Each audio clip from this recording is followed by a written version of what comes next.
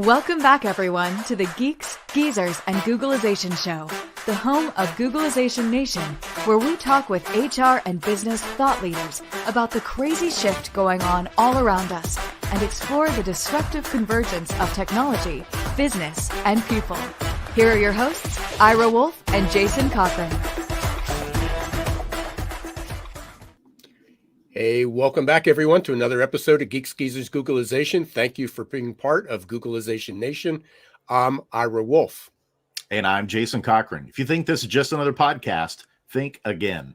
We're the voice of the most important conversations on the future of work that are confronting business leaders and people today. Our goal is to bring you ways to reimagine tomorrow and explore the ever-changing convergence of business, technology, and people. If my voice sounds a little raspy today, it's because we're living in a sea of smoke outside, that Canadian air, and then we also had local brush fires. So a bit crazy, and it's very eerie out there. I don't know what it looks like on your end, Jason. Yeah, it was the same. We had baseball practice last night, and it just did not look like eerie is the best way to put it. It didn't look like a normal sky. Yeah, and that fits in well with a lot of things we're talking about. I guess our world is pretty eerie and weird going on. As you know, I recommended to you just last week, as well as probably a dozen other people so far. I finished reading a book called Tomorrow Mind, and the co-author was one of your favorite people, Marty Seligman. And I just can't recommend the book enough. But one of the conclusions is that resilience is the number one superpower we need to have in order to thrive and flourish. And many of you might have heard that before. And, you know, I've been talking about adaptability being the number one superpower, as McKinsey and World Economic Forum, and resilience is part of that. So we're all talking about the same thing. A lot of people agree. And I know our guest today, Scott Abbott, would. Because we're going to be talking about the resilient leader, and we're going to be talking about business operating systems in this new never normal world and the importance and how they're changing. But I'd like to challenge everybody for one thing when we talk about resilience. And resilience may not be enough to survive, but it may not be enough to thrive and grow. So again, resilience is basically being able to bend over backwards and twist and turn, but we don't necessarily move forward with that. It allows us to move forward, but we need other skills to be able to do that. So I know everybody's focused on resilience, but I want to introduce a kind of a new concept. And some people may have heard this before, but you know, having spoken around the country and everything, I find that this isn't true. So let's explore 4 different ways people respond to challenges, crisis, change. And each one represents maybe a different variation of resilience. So imagine this scenario. We've all been through this. We were focused on a tight deadline, just trying to get something done. And our computer crashes, our hard drive crashes, our screens go out. And this just happened, if you remember, Jason, a few months ago to me. So What happens next? So how we respond fits on this continuum of resilience. So at the one side, we have fragile. And I think everybody's familiar with that. If we had a delicate glass and we drop it and it shatters into a million pieces, and there are people that are fragile. They don't shatter into a million pieces, but they crack and crumble under pressure. They're unable to adapt and recover. But let's say your computer crashed and the computer operator is basically paralyzed, becomes emotionally and mentally detached, may even become depressed, and it brings productivity to a screeching halt. So, but let's go to the next level. And a lot of people talk about being robust. And when you're robust, you picture kind of a sturdy metal safe that you may put your belongings in, or a steel beam. Most people are familiar with that. It can withstand quite a bit of stress and blows without even being damaged, and a little resilience in there. But most people who are robust, or organizations that are robust, possess, as I said, a certain level of resilience and a lot of grit. When their computer crashes, they get annoyed. They quickly find the solution. They pull out their backup, they plug it in, and they're off and running again. And oftentimes without skipping a beat. But then we get to resilience, which is the area that most of us talk about. So imagine, the rubber band, or better yet, imagine your coffee's in a plastic cup. We've all been there. And as it's falling, you expect it to shatter, but it doesn't. It bounces. So resilient individuals have the ability to recover and adapt to challenges pretty quickly. Or when their computer crashes, they feel a momentary setback. You take a deep breath, they look for a couple options, and then they just move forward. And like the ball in the cup, they're really no better. They're no stronger afterwards. So now brace yourself. And here's the concept I want to get across today. And I can't wait to hear what Scott's take is on this. That is, if you took, most people think the opposite of fragility is resilience, but it's not. It's actually anti-fragility. And I didn't come up with that. You can look it up. So what's that look like? So imagine it's pretty windy out here today. Imagining a big tree, and we're watching it bend, but it doesn't break. But at the same time, the stronger the winds and the more that happens, the roots tend to grow, and the tree becomes stronger. So what we really want to become is not resilient, but anti-fragile, because anti-fragile individuals thrive in the face of adversity. They don't, in keeping with their computer crashing theme, they don't just recover, but they become better at it. They get rid of the old garbage that's in there. They upgrade their system. They learn some new skills. They add new software. They find out what the new features are. So we're experiencing change that none of us could imagine. And when the most brilliant minds in the world, like Steve Cook and Elon Musk and Yuval Noah Harari, have been caught off guard by things like ChatGPT, the key difference that we get with anti-fragility is not only do we harness the chaos, do we address it, but we find new opportunities within that for growth. So today we're going to be talking about how do we embrace change and use all these challenges as stepping stones to a better success. So we're really grateful to have Steve today talking about the resilient leader and evolution of business practice operating systems. But first, real quickly, we're going to talk about one of our favorite segments, the perfect labor storm. So that's where we talk on each episode. We focus on something disruptive, surprising, or worrisome that we believe you should know. So a couple studies just came out, and Go Business Plan was one of them. And it had a staggering 71% of the world's fastest growing businesses had plans or operating systems. But only 35% of smaller businesses even start them, even take the time to create them.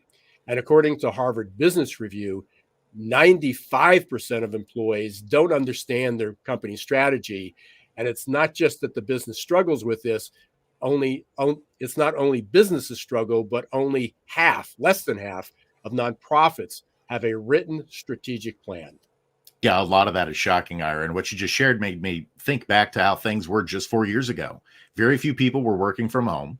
Mental health and well-being in the workplace were reserved only for the companies, really, that were already satisfied with their profit margins. And the concept of something like the Apple Vision Pro, which we just saw was put out just this week and is making quite the waves. The Apple Vision Pro 4 years ago, it would have had one use case, and that was to be used by gamers for immersive gaming environments. But now with how many of us have shifted to remote work, the utilities and use cases of Apple Vision Pro are going to be absolutely incredible. And so this is a brave new world in which we find ourselves, but it's not simply focused on technological advancements. Check this out. Just this week, a company called Time, Etc. made the news in a big way. And it was for a very bold and forward-thinking reason. They replaced all of their managers with coaches at a ratio of 1 coach for every 6 employees. The CEO got the idea for this change by, get this, listening to his people. They told him what they needed in order to work to the best of their abilities, and that list included things such as goal setting, feedback, personal and professional development opportunities, and autonomy. So the CEO, Barnaby Lashbrook, he recognized that what they were communicating was a need for a coach, not a manager. So talk about updating a core element of your business operating system. And I share that to suggest that, yes, there's going to be some practices or processes that we keep in the future of work in terms of what it means to run optimal businesses, but there's going to be other concepts, for instance, like maybe the concept of managers, that may become obsolete and give way to better practices and processes. But underneath it all, this needs to be codified and easily understood and executable by all team members, including in the future, AI agents. And there's no one better to help us understand business operating systems of the future than today's guest, Scott Abbott. So without further ado, let's give a warm Googleization Nation welcome to my friend and mentor, Scott Abbott.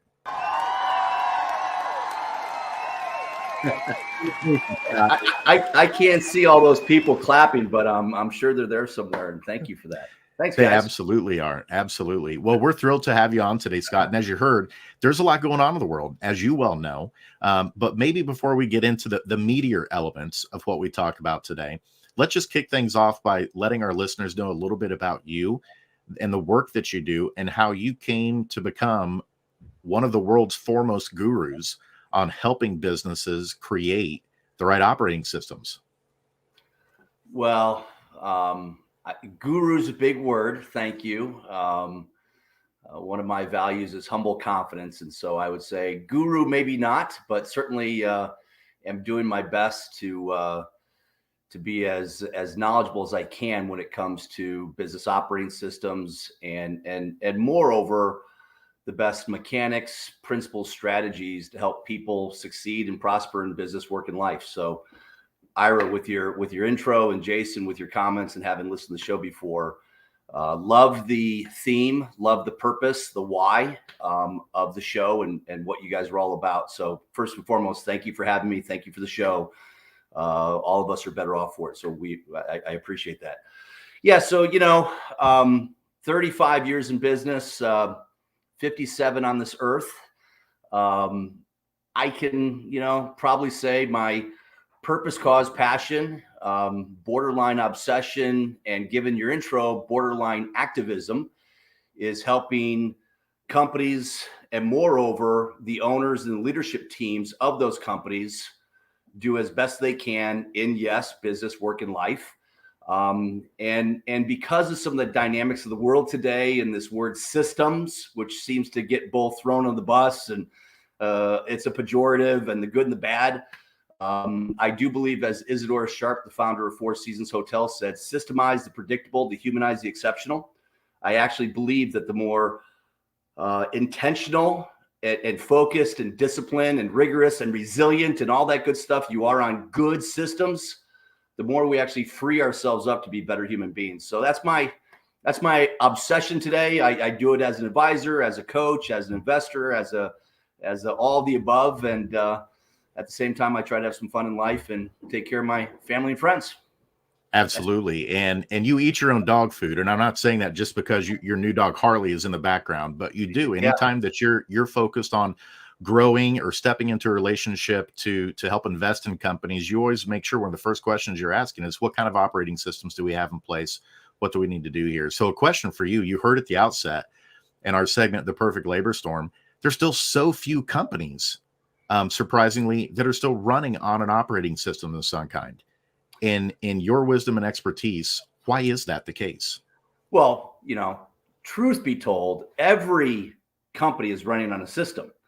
And we believe there are 5 definitions of those systems. But I would say to your data, 90+% of them are what we call an accidental system, meaning that by happenstance, they decided, they just started working from the way that they do what they do. So everybody's running on a system. The question is it a great system? Is it built for them specifically in terms of who they want to be, where they want to go? How does it bring together all of the 9 core competencies and the elements around people and structure and goals and productivity and all that good stuff, right? So, I like to joke, everybody's on a system in work and life. The question is, how good of a system is it?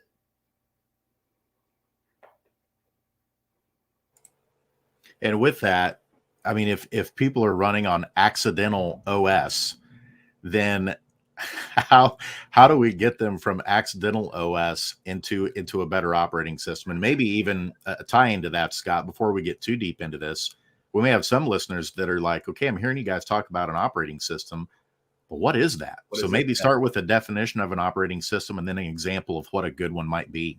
Yeah, a good business operating system brings together, I said earlier, the 9 core competencies, but it effectively ensures that your vision, the way you execute, produce, and get things done, the way you measure, manage, and report, the way you ensure collaboration, culture, teamwork, alignment, especially in this virtual hybrid world, is organized. It's documented. It's measurable.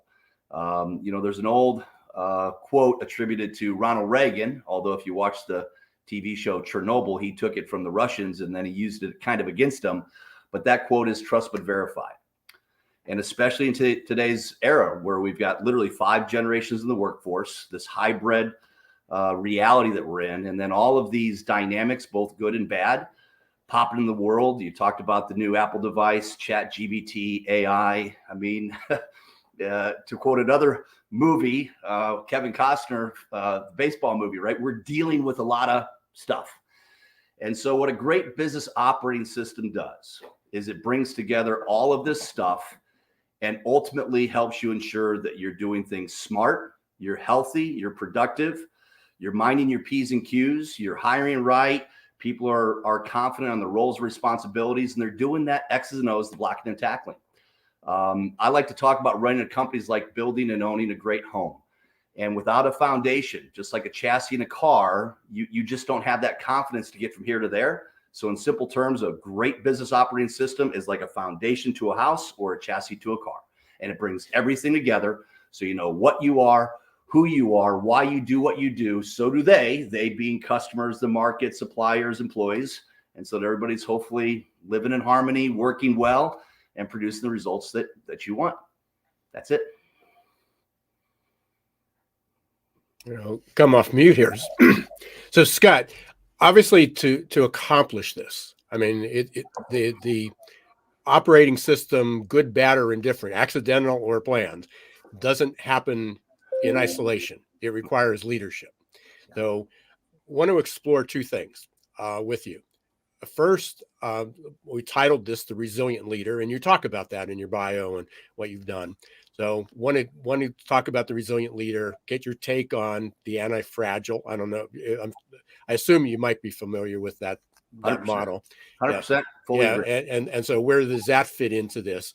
But also you had, and I put this out early on, you talk about managers and leaders being custodians. I mean, I love that concept, is that they're a custodian of the business. It's not just that they're in charge of a business operating system, or they're not just in leading and managing people, that they're actually a custodian, which means that the business, the responsibility is to transfer that business to the next generation in as good or better shape than what you had it in the first place. Amen. So yeah, I'm kind of a fan of the mantra, the theme, the temperament of architect, builder, and custodian. And I think we're all that, whether you own a company, you're an entrepreneur, you're the CEO, or you're the dishwasher, right?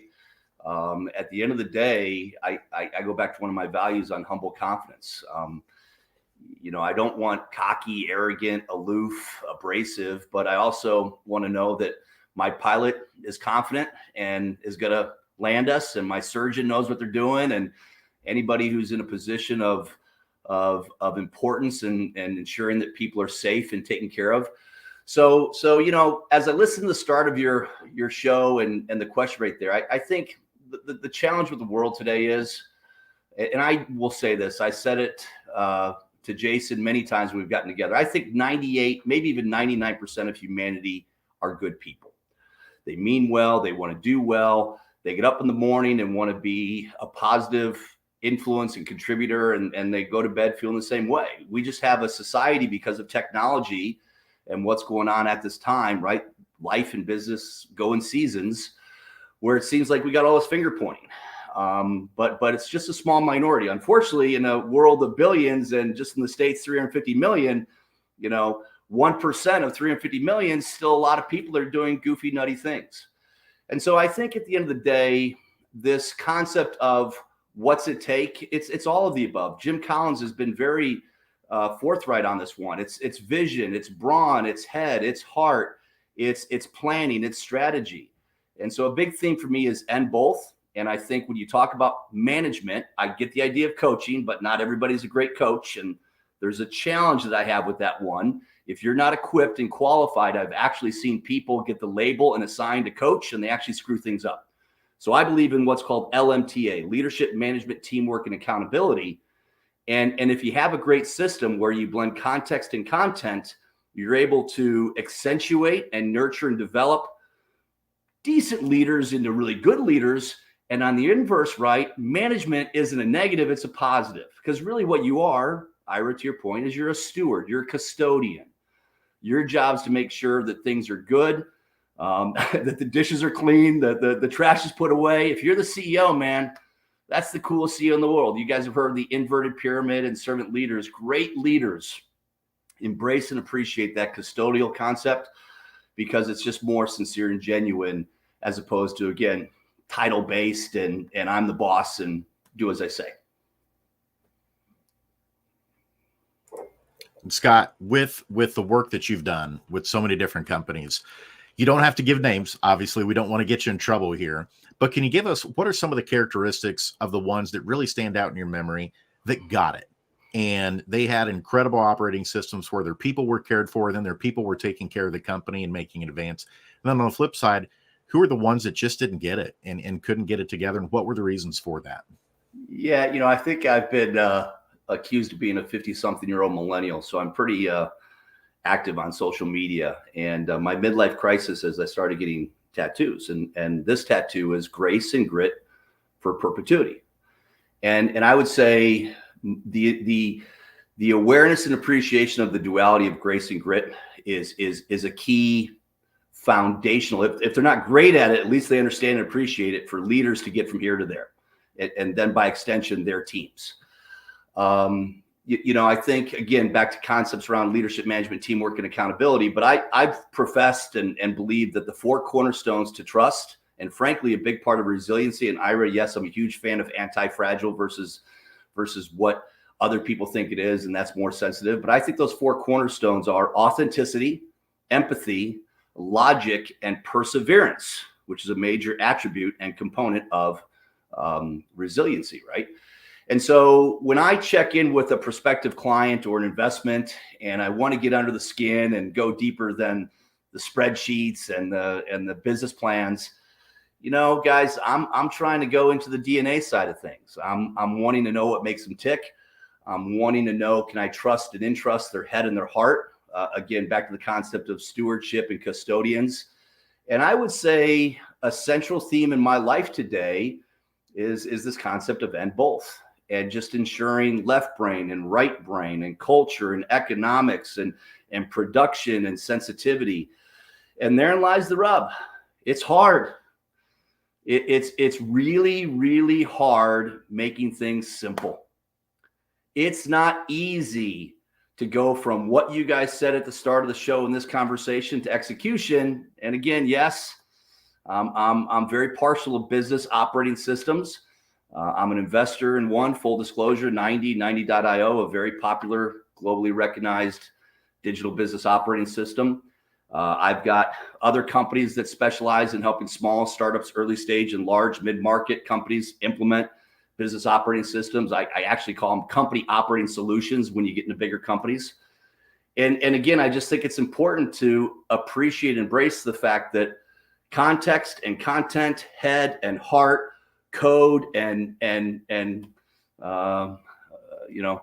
collaboration, all those things got to get together. But let's be honest, it's hard. And so thanks to business operating systems, especially if they're good ones and they're digital and they're software based and they're proven and they got all that good qualities about it, that's half the battle.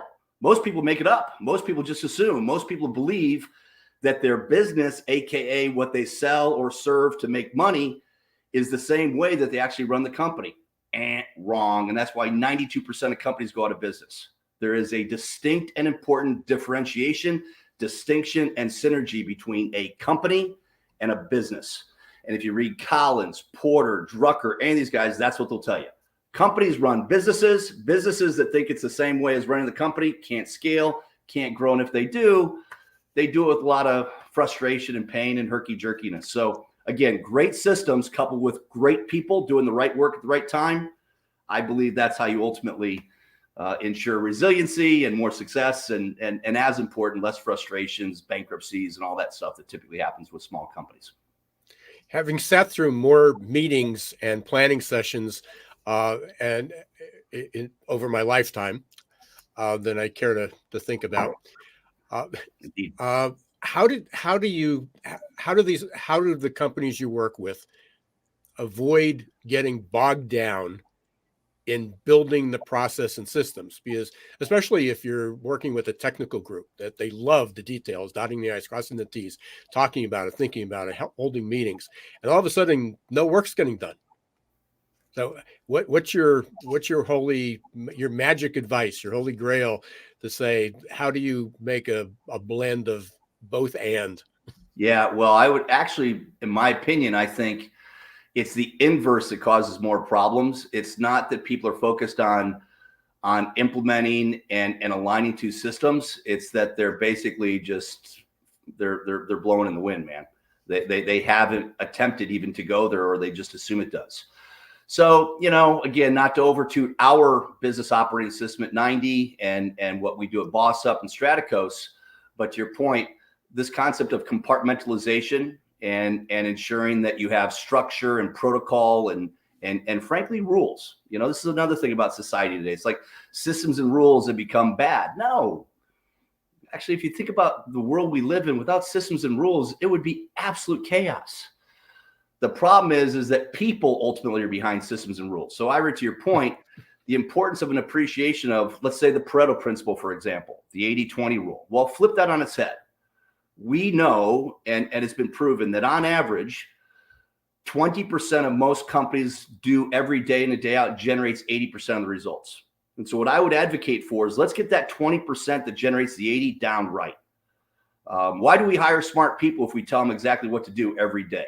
Right? So if you can imagine getting 80% of your objectives down, your key performance indicators are met, your objectives and key results are ultimately substantiated, right people, right seat, all of these great concepts written by great authors that are out there in the world, and effectively you maintain a really good B to B plus average, that actually is great. To live in a world where you're thinking it's always going to be exceptional and fabulous and superstar, rock star, all that good stuff is really kind of silly. That's going to get you into trouble and cause a lot of heartache and heartburn. So to your point, Ira, if you've got a good system, not only will it help you to figure out what is the right weight, amount, and literal input that you do in terms of your vision and execution and structure and scoring and reporting and measurements, and big one is meetings. So we think in our system, if you do it right, we actually, in about 6 to 8 months, the average leader will save about 35 to 40% of their time. Because, Ira, while they're doing and running and working really good in a system, that also frees them up. They're going to have a lot less meetings. They're going to have a lot less interruptions. The whole concept of rocks, everybody's heard this concept of rocks. A rock is a project, program, or initiative that you're prioritizing to get done, give or take in the quarter. It comes from Stephen Covey. And Covey had this concept of an aquarium with rocks, pebbles, sand, and water. And that's basically the elements that are in your world. And if you put it in right, you mentor it right, you manage it right, you take care of it right, you can have peace and calm and get things done, right? So counterintuitive as it sounds, the better you are at building, embracing, leveraging, nurturing, maintaining great business operating systems built for you. Be careful of the ones that say it's all about them and their book and their way, because it isn't. It should be about you, not them. But when you build a business operating system built for you and it does what you want, how you want it, man, I'm telling you, food tastes better. There's more hours in the day. You can spend more time at home. And I'm very sincere. You said don't mention names, but on average, I've helped 100 plus companies. I think each owner would tell you, yeah, 25 to 35 plus of my time. Now I'm biased. I'm like what I like to think of myself as a humanitarian capitalist. So of that time savings, put 50% back in the company, grow it, scale it, do more, and then do what you want to do with the other time. Serve in the community, join a not-for-profit, go spend more time with your family and kids, think about other things. But yeah, I would just close on this and say, I hear you. Systems imply, wow, a lot, meetings and structure. That's bureaucratic rubbish. Yeah, it can be, but if you do it right, it's actually freeing. And as Jocko Willing says, discipline equals freedom. And that's what happens with a great business operating system. We've been listening to and having a conversation with Scott Abbott. You're listening to the Geeks, Geezers, and Googlization show. We're talking about business operating systems, resiliency, anti-fragility. You blew over something earlier on, and we're going to do this as soon as we come back from the break, Scott. You mentioned competencies and skills, but you kind of just blew it off. I'm going to come back to it because that's my thing, and talk about what are some of the skills and abilities that people need to build a thriving, flourishing organization, to build these, but also to, I love your quote in the beginning, to humanize the exceptional. Not your quote, but Isidore Sharp's quote, to humanize the exceptional. And how do we do that? And how do we do that through a business operating system? So we're going to take a quick break. We're going to talk about growth mindset for a second, and we will be right back. Are your employees feeling stuck and just showing up for a paycheck? Is your workforce working harder to get back to normal than adapting to the future? It's time to help them break their addiction to certainty and develop a growth mindset. Developed by one of the world's top-rated future of work thought leaders, AQ Plus Mindset is a powerful tool to help your employees embrace change, adapt faster, and grow on the job. Conveniently delivered to any smartphone or laptop and easy to digest 5 to 10 minute lessons. Managers can sit back and watch employee attitude shift towards growth and innovation in just 30 days. Are you ready to help your employees thrive in this ever-changing, never-normal world? Encourage them to show more grit, resilience, adaptability, and unlock their potential? The journey to a growth-filled future starts with a growth mindset. Visit aqplusmindset.com or call 484-373-4300.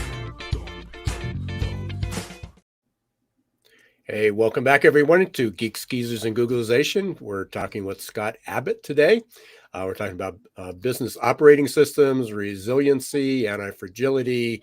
And before the break, I got to let in with this. Scott, it obviously, this is about people, and it's about humanizing the exceptional.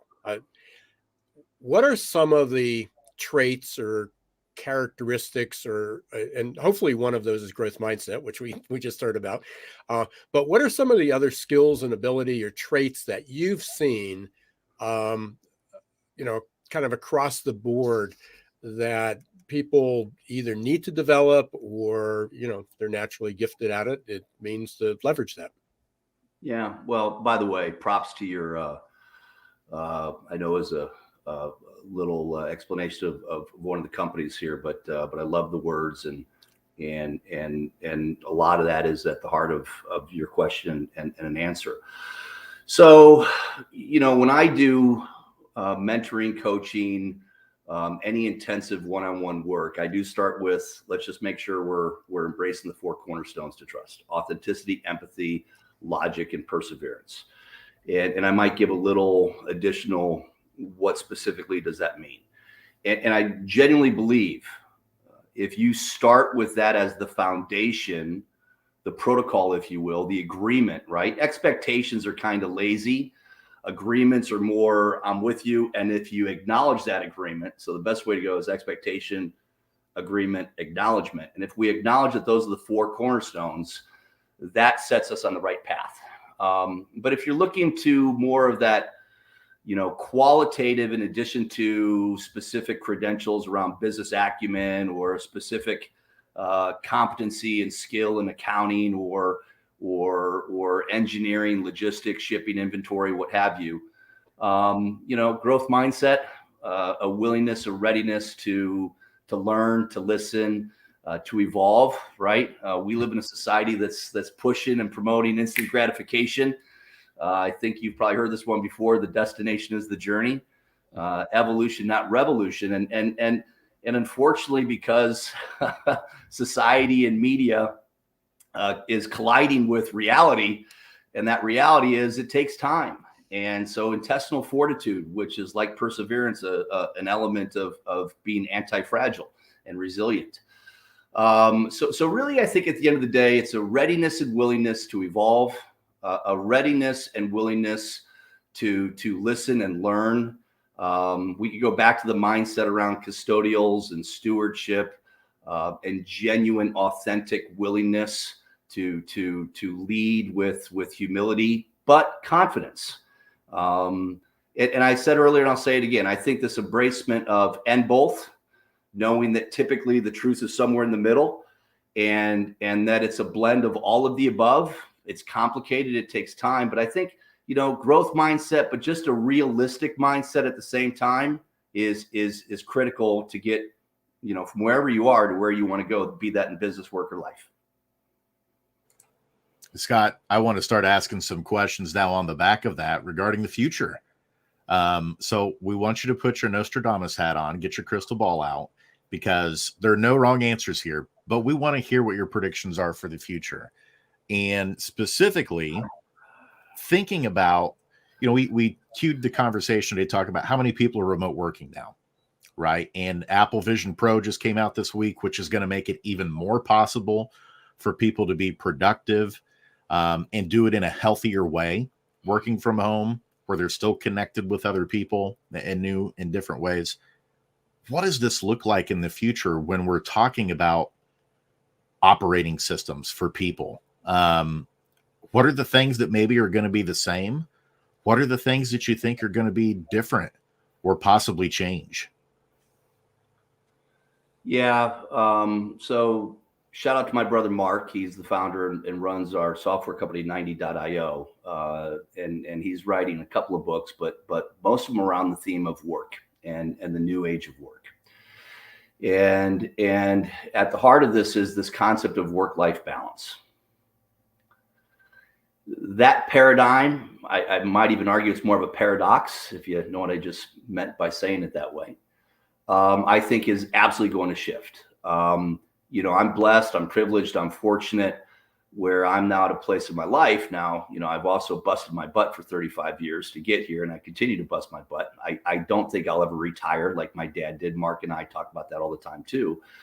But this new life of virtual hybrid, work from anywhere, respect and appreciate the systems, the structure, the protocol, but also be sensitive to the humans and style and taste. It's a challenge and an opportunity all at the same time. But I think the heart of my answer is, I think we might even need a new word or set of words with regard to work and this quote unquote theory of work-life balance. If you love what you do, and you've heard this, that you never work a day in your life. Yeah, man, there's some jobs out there that it's a grind. I mean, shit, I still do jobs that I don't want to do, right? Back to being a custodian. I don't necessarily want to empty stinky trash and pick up puke and take care of the gunk that I got to do, but I do it. In fact, to that last story I just recently did. And so, but I think schools have a big part of this and also have a big problem in this today, and governments and companies. And it's a bigger picture, Jason, is my point here. The reality of the world today and going forward, while a lot of it I think is not going to change, let's not overhype that either, by the way. I think there's so much goodness about what already exists. Let's not throw the baby out the bathwater, as the expression goes.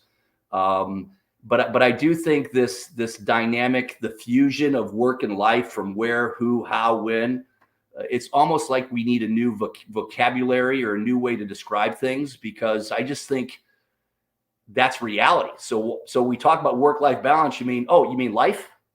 You with me, guys? And if you have a better, you have a term that I can say instead of work-life balance that fits better for what we think is the world going to? What do you guys, I don't. What do you guys say? I don't have one. All I know is it's felt like over the last 4 years, my context is having 4 sons that are under the age of 9. Every single day, you're just doing what you can to survive. But there are those moments, where I think about the future, not for me, but for them. Like, what's it going to look like for them, in 10 or 15 years, when they're quote unquote 18 and able to enter the workforce in some capacity? Are the types of things that they enjoy doing, will there be jobs for it? Or is AI going to be doing it 100% autonomously? Like if they want to be like a social media content manager, it's like, well, sorry, hate to dash your dreams, but most of that's going to be automated by AI. And so you're talking about, back to what you're saying, Scott, you almost feel like you need a new word for it. I totally agree. And I'm not sure what that word is, but it feels like this has been an exceptional time period of what we all collectively have gone through in the last 4 years, and trying to understand even what the next year holds. Who would have thought that this year would have had Apple Vision Pro with all of its capabilities and Chat GPT? Just something new every week. Yeah. Ira, what do you have to say? Well, I'll hyphenate it so it's one word and meets your qualification. Never normal. And again, it probably needs more involvement than that. But when Jason was talking, it was like, what's the world going to be? It's going to be never normal. What are jobs going to be? Never normal. What are we going to do? Never normal. Now it's what are the functions in a never normal world? We're still figuring that out, but that's why I think, to your point, what we need to teach better and what we need to focus on is people call it soft stuff. I don't think it's soft stuff. I think it's the hard stuff and the hardest, right? Power stuff. Attitude. Yeah. I've been a proponent of this concept called positive pragmatism. I don't want to be a cynic and I don't want to be an optimist. I want to be somewhere in the middle. And I think the duality of I need to work, I need a job, I need an income, I got to figure it out. And back to perseverance and anti-fragile and being able to fight the good fight and turn the other cheek. And that's where I'm going. I think if I'm a cliche, metaphor, allegory, analogy kind of guy, guilty as charged. And you know why those are all around still? Because they still fit. And I think this goes back to context over code. We do it in all of our business operating system classes. We do it in our workshops. Boss Up, for example, my new company helping startups and small businesses implement 90OS, our proprietary flagship business operating system from 90. We spend 2 days, 14 plus hours, and we never touch code. It's all context. Now we help them implement the context that goes into the code that has the content, right? You with me? But the code, the UX, UI, that's the easy stuff. What's the hard stuff? This conversation, right? And how do we go from this conversation and make this literal, embed this into the very fabric of our culture so it tucks in? And that's what we call a operating system, right, guys? Sure. And as you know, Jason, we've known each other for a lot of years. God only knows my frustration back to activism. I still have not perfected how do we position what a business operating system is and it isn't. I've got a book called Level Up to Pro and did a TED talk on it. And I talk about a personal accountability system. So I would just say, obviously, I've got my perspective of the world that I embrace. Doesn't make it everybody's.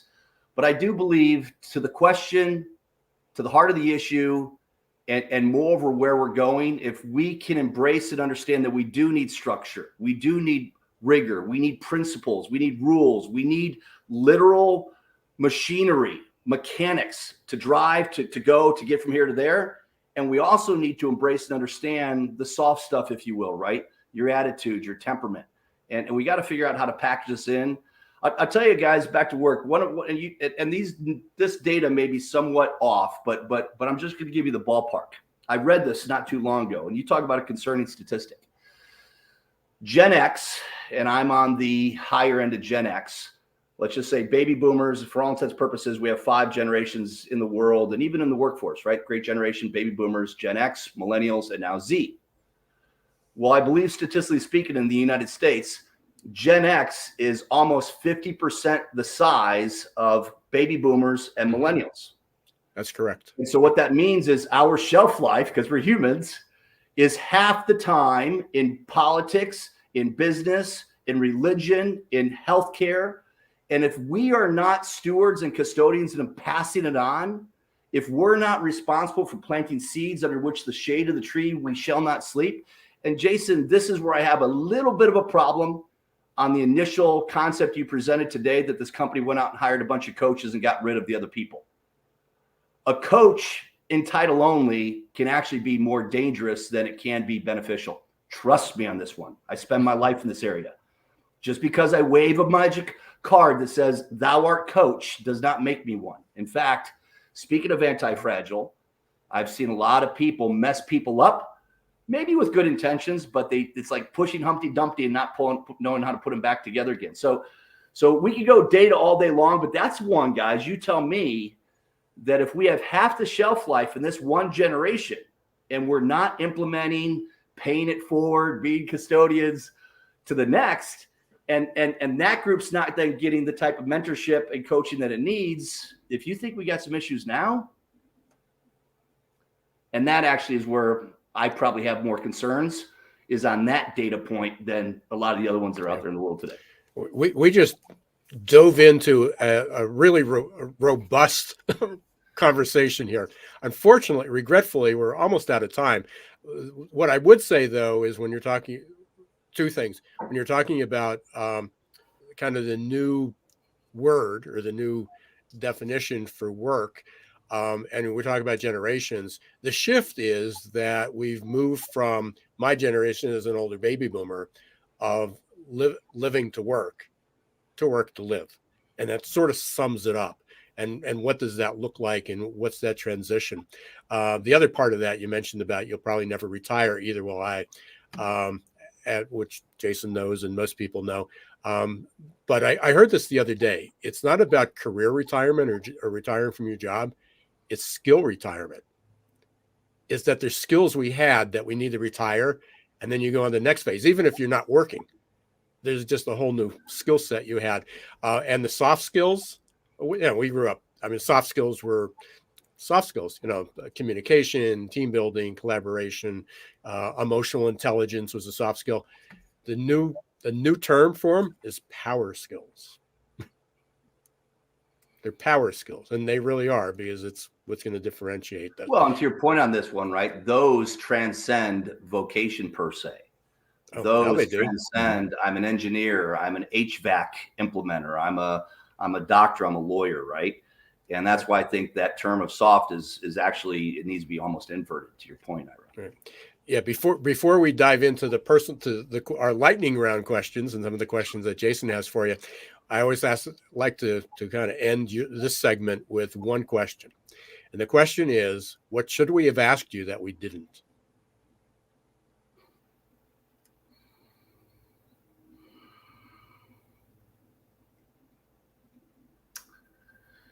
I go back to my hope is that I live, work, breathe, exist with this mantra of positive pragmatism.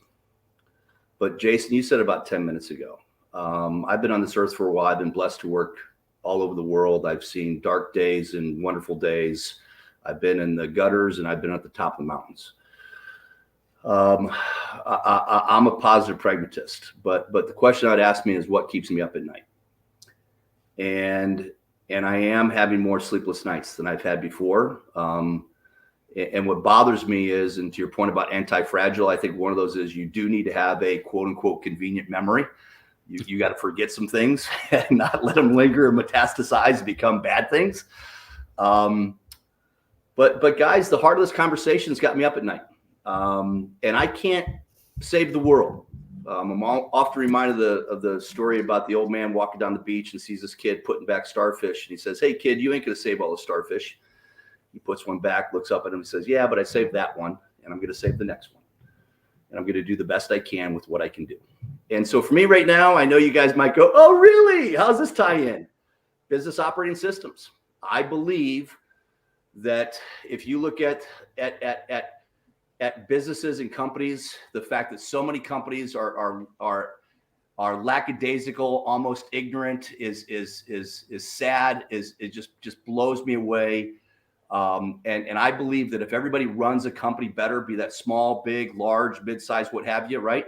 Better things are going to happen. And I just think too many people, their egos, their paradigms, their paradoxes, just assume, and they're not good custodians. They're not stewards. And so for me right now, it's almost this activism of fighting the anti-systems people because they don't know any better and trying to say, hold on a second, systems aren't wrong. It's the people behind them that are wrong. You follow me? And try to influence that, because I believe if you're running on great systems, you could spend more time on taking care of all these other things that we know are problems and we need them to be taken care of. And everybody can be good coaches, but you can't be a great coach if you're not working from a good system.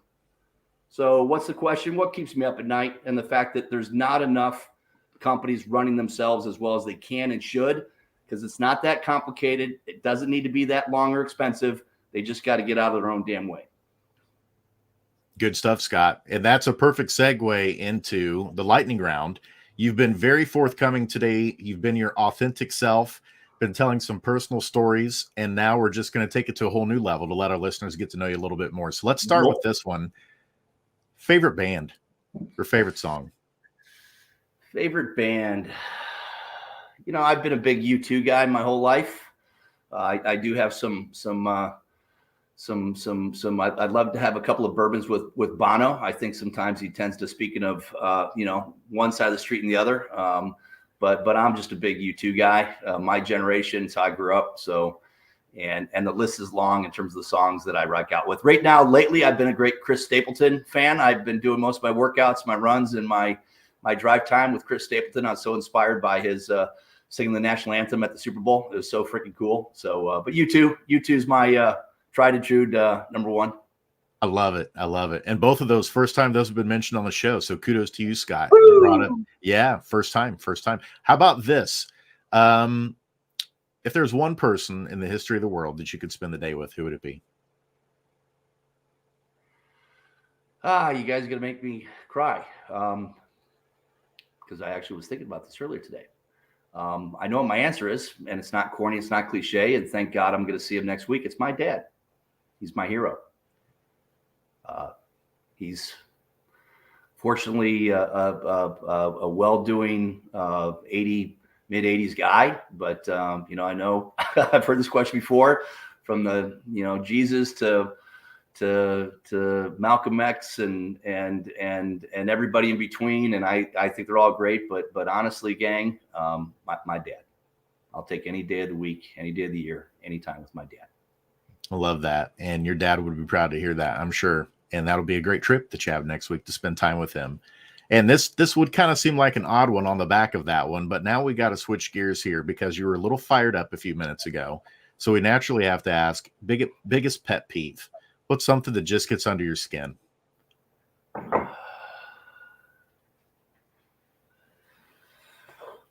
Presumptions. And second to that, assumptions. I go back to authenticity, empathy, logic, and perseverance. And if you embrace those four, you can't hide. You can't overly attack. If you don't do that, then you become presumptive, and presumptions lead to arrogance, and arrogance leads to foolishness, and all the above. So I think, and hopefully you'll see under the rugs. Check around the corner. Don't be presumptuous. Don't just assume. That said, I still believe in the Pareto principle as well. You get 90% data, 90% affirmation, 90% facts and figures. What the hell did we give you an opinion for? So there's no such thing as perfection on this one. So there's a science and an art to that. But yeah, I hate when people are just presumptuous or assumptuous without knowing what they should and doing the work that they should. Got it. And last one, got to ask this one. What's at the top of your bucket list?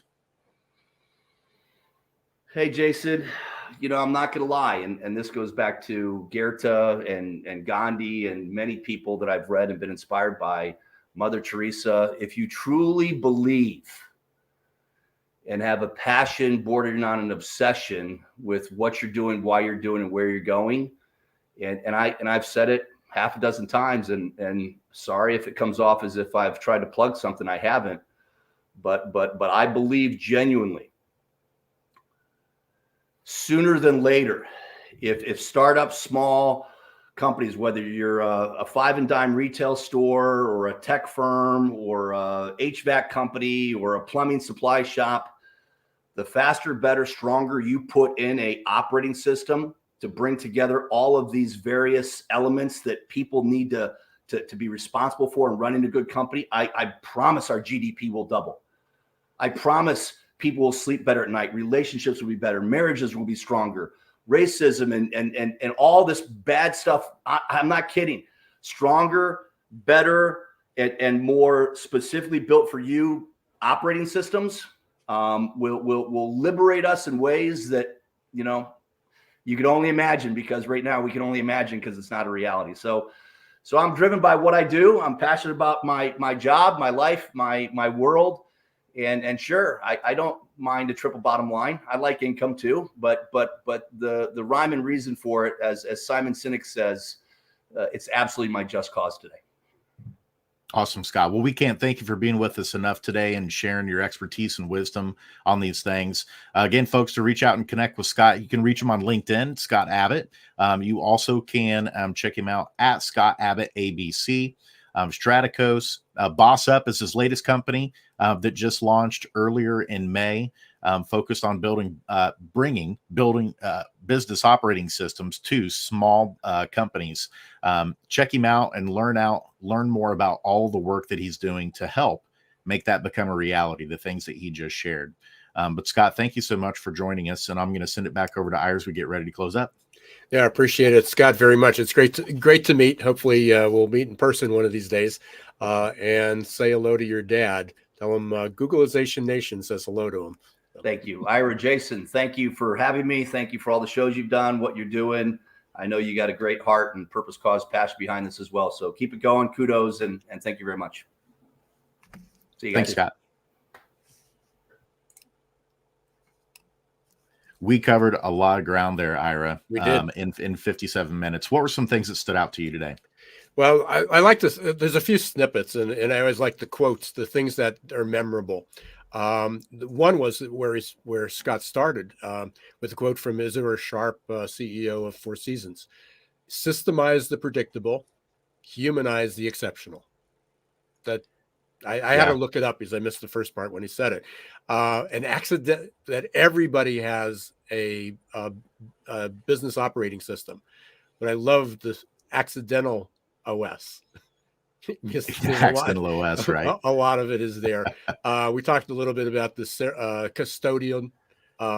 Fits in line with servant leadership, so that'll resonate with a lot of people. Your company is not equal to your business. People use those interchangeably. And the final one that I jotted down was convenient memory. Right. I love that. Yeah, those were several of the same ones that I wrote down. One additional one for me that's really going to stick is discipline equals freedom. He mentioned this several times, that unfortunately the word discipline has gotten almost a pejorative kind of context to it now, that having a set of rules or guidelines or things somehow can be restrictive. But when it comes to business, if you don't have those in place, then it's really hard to achieve the vision in order to be able to provide for the people who are working inside the company. And so it really is an ecosystem where everything has to be working together. And what we know, not just from the military, but in all aspects of life, is that requires some discipline. If we want to be physically healthy in our lives, it requires discipline. It requires going to the gym on days when we want to use the excuse of not feeling like it. It requires sometimes being able to say no to certain drinks or certain foods that we know may not be good for us. And those same type of principles apply in business. And so that was one that really stuck with me, was the whole concept of discipline can mean freedom when it comes to how we operate and run businesses. But we want to thank you, Googleization Nation, for tuning in today. If you haven't liked and subscribed on your favorite podcast platform, please do so. You can also do the same on YouTube.